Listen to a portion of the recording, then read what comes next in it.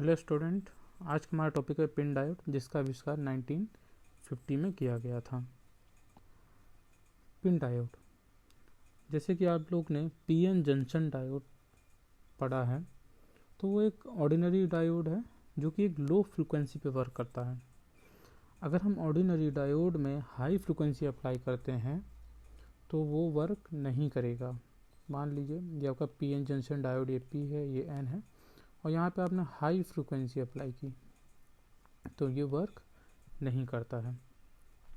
तो क्या किया गया, एक पिन डायोड का आविष्कार किया जो कि एक हाई फ्रिक्वेंसी पे वर्क कर सकता है।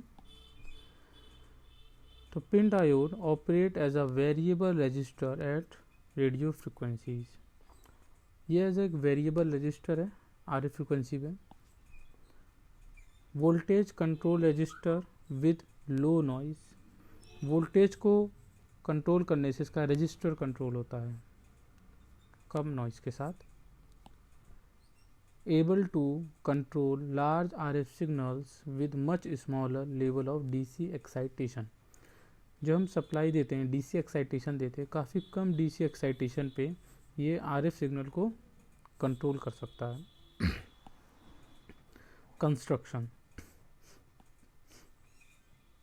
पिन डायोड, इसके नाम से ही आप जान सकते हैं कंस्ट्रक्शन को, PIN। तो P for P type, I for intrinsic semiconductor और N for N type semiconductor. इन तीनों वर्ड से मिलकर ये बना है PIN diode.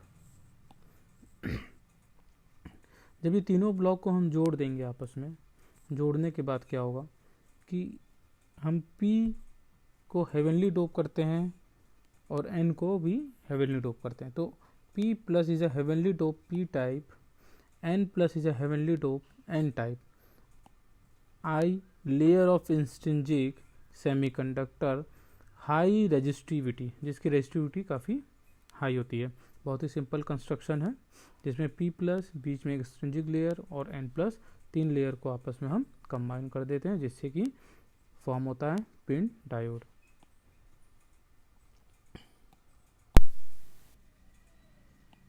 Operation at zero bias diffusion of holes and electrons across the junction. जब हम कोई भी डीसी एक्साइटेशन पिन डायोड में नहीं देते हैं तो क्या होता है कि इक्विलिब्रियम कंडीशन आती है विदाउट एनी एक्साइटेशन। तो उसमें क्या होता है, जो इलेक्ट्रॉन होते हैं वो पी टाइप की तरफ मूव करते हैं और जो होल्स होते हैं वो एन टाइप की तरफ मूव होते हैं, जिससे क्या होता है कि एन टाइप में पॉजिटिव चार्ज लेयर बन जाती है और पी टाइप में नेगेटिव चार्ज लेयर हो जाती है। देख सकते हैं आप इसमें, ये P प्लस है, ये I है, ये N प्लस है। तो इस फिगर में आप देख सकते हैं कि जो हमने बाइसिंग नहीं अप्लाई की तो जो रेड कलर के पॉजिटिव चार्ज हैं वो N टाइप की साइड डिपॉजिट हो जाते हैं P की तरफ से आगे, और उसी तरीके से negative P plus type semiconductor में स्पेस में स्टोर हो जाते हैं। तो जो ये रीजन है नेगेटिव एंड पॉजिटिव, उसको बोलते हैं स्पेस चार्ज रीजन, जो कि हमारे कंडक्शन को वो रोकते हैं। जब कंडक्शन रुकेगा, जब कंडक्टिविटी कम होगी तो क्या होगा, हाई रेजिस्टेंस बन जाता है। तो पिन डायोड में क्या है, जब जीरो बाइसिंग होती है उस समय उसका रेजिस्टेंस काफ़ी हाई होता है, 10 किलो ओम तक। दूसरा केस है रिवर्स बाइस। रिवर्स बाइसिंग में क्या होगा कि P प्लस में नेगेटिव वोल्टेज अप्लाई करेंगे और N प्लस में पॉजिटिव वोल्टेज अप्लाई करते हैं। फिर क्या होता है, जो इलेक्ट्रॉन होंगे एक्साइटेशन के वो P प्लस की तरफ, जो ऑलरेडी स्पेस चार्ज में नेगेटिव चार्ज था उसको और इंक्रीज़ करेगा, उसकी विड्थ को और बढ़ाता है। उसी तरीके से जो पॉजिटिव साइज है वो क्या कहते हैं, स्पेस चार्ज के पॉजिटिव वाले एरिया को भी इंक्रीज़ करता है, जिससे क्या है आपका रेजिस्टेंस एज इट इज़ उतना ही रहता है या बढ़ता है थोड़ा सा। तो स्पेस चार्ज रीजन आपका क्या हुआ, बिकम थिकर हो गया, काफ़ी उसकी जो विड्थ है ज़्यादा हो जाती है। तो with reverse wise resistance remaining the high resistance 10 kilo and this high resistance is equivalent to open circuit, और ये एक ओपन सर्किट की तरह वर्क करने लगता है।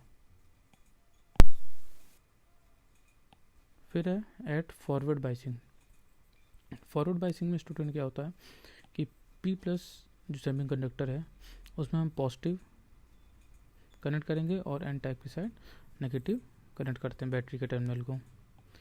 फिर क्या होता है कि जो पॉजिटिव है जो ऑलरेडी नेगेटिव स्पेस चार्ज में जो पी प्लस में नेगेटिव चार्ज थे और जो एन प्लस में पॉजिटिव चार्ज थे वो क्या होते हैं न्यूट्रलाइज हो जाते हैं कॉम्बिनेशन से। न्यूट्रलाइज होने के बाद जो फ्लो ऑफ होल्स होते हैं पी प्लस के वो क्या करते हैं आपके यहाँ से आई और एन प्लस रीजन से मूव करते हुए उस जंक्शन को क्रॉस करते हुए ट्रेवल करते हैं बैटरी के नेगेटिव साइड की तरफ। और ऐसे ही क्या है कि आपके जो इलेक्ट्रॉन है वो मूव करते हुए पी प्लस और आई रीजन से क्रॉस करते हैं। तो ये जो फ्लो ऑफ कंडक्शन इलेक्ट्रॉन हो रहा है और ये होल का हो रहा है जिससे कि आपकी क्या है इलेक्ट्रॉन से करंट कंट्रीब्यूट होती है। Reduce the thickness as well as the density of the space charge region of N and P layer. जब हम इसको अप्लाई करते हैं तो जो स्पेस चार्ज का जो थिकर रीजन था वो डिक्रीज हो जाता है। Raises the carrier concentration in the I layer above equilibrium.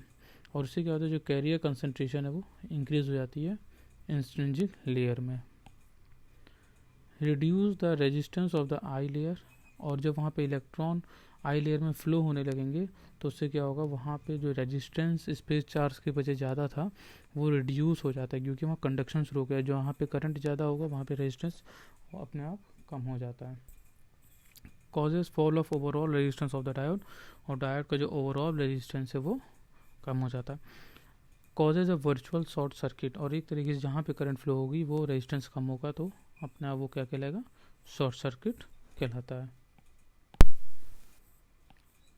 Characteristics of PIN diode does not behave as a rectifier at microwave frequency. अगर हम कोई भी सिग्नल अप्लाई करते हैं और वो माइक्रोवेव फ्रिक्वेंसी लेवल का सिग्नल है तो वहाँ पे ये एज अ रेक्टिफायर की तरह वर्क नहीं करता जैसे हमारा ऑर्डिनरी डायोड वर्क करता है। एट हाई ब्रेकडाउन वोल्टेज इनका जो ब्रेकडाउन वोल्टेज होता है वेरी हाई होता है। जैसे जिनर डायोड का वोल्टेज ब्रेकडाउन होता है 5-10 और भी डायोड के होते हैं लेकिन जो इसका ब्रेकडाउन वोल्टेज है वो होता है आपका 1000 तक। और अकॉर्डिंग टू डोपिंग जैसी डोपिंग होगी उस हिसाब से इसका ब्रेकडाउन वोल्टेज होता है। कंट्रोल और स्विच द पावर।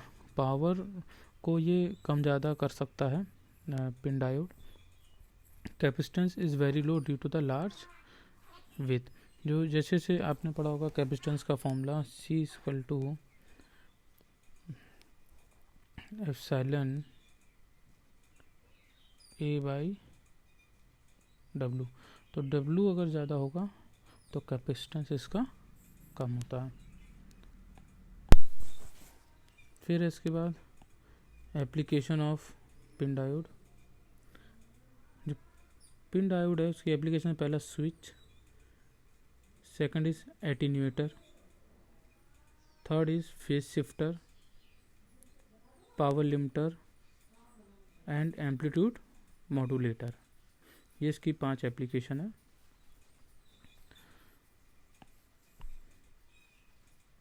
तो ये पिन डायोड का ऑपरेशन था स्टूडेंट, कैरेक्टरिस्टिक्स थी एंड एप्लीकेशन थी। और नेक्स्ट क्लास में हम देखेंगे IMPATT diode, Gunn diode, TRAPATT diode. Thank you student.